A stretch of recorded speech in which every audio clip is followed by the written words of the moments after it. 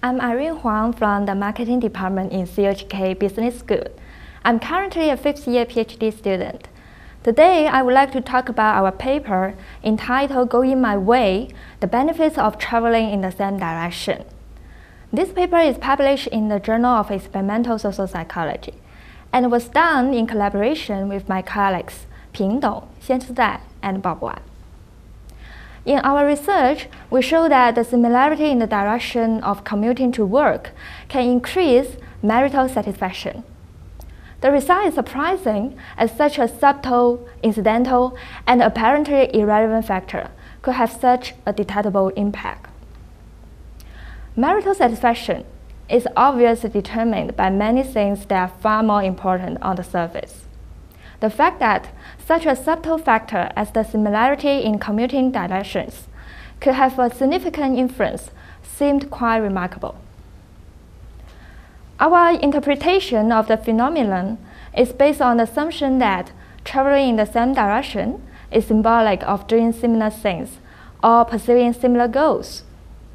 There's quite a body of evidence showing that similarity along many dimensions can increase interpersonal attraction, and that this is true even when the similarity is objectively unimportant.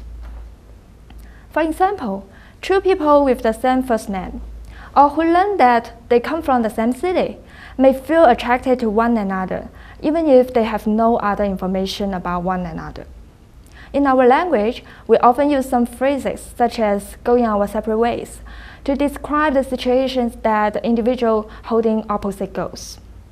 So we think that similarity in commuting directions is also symbolic of similarity in goals more generally, and that this is what underlies the effect we believe. We conducted two field surveys on working couples in the United States and Hong Kong. The results show that the partner's satisfaction with their relationship was greater when they travel to work in the similar direction than when they travel in different directions.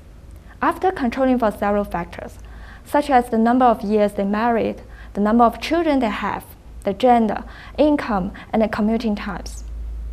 This is also true regardless of whether the partners left for work at the same or different times. Consider alone, the field studies have some alternative interpretations. For example, the couples who commute in the same directions may find it easier to get together after work for dinner or other mutually enjoyable activities, and this could account for their greater marital satisfaction. Therefore, we also conducted a controlled laboratory study, which is not susceptible to these alternative interpretations. We found that even for those randomly paired participants, they also reported a greater attraction to one another when they walked through an experimental task in the same direction rather than in different directions. You may ask that, if you and your partner do not commute in the same direction, does it mean that you are doomed? My answer is that obviously not. In fact, the proportion of variance accounted for by commuting direction is very small compared to that accounted for by other factors. I personally believe that our findings are of greater theoretical interest than of practical significance, as past research on the effect of physical experience has normally been restricted to a consideration of immediate reaction to body sensations, such as carrying a heavy weight and holding a warm cup. However, our work shows that the influence of embodiment can be more enduring. Also, it is important to keep in mind that the effect should theoretically occur only under conditions in which commonality of goals is a relevant basis of interpersonal attraction. Subject to this constraint, the effect might even be more general than our present research indicates. Thank you.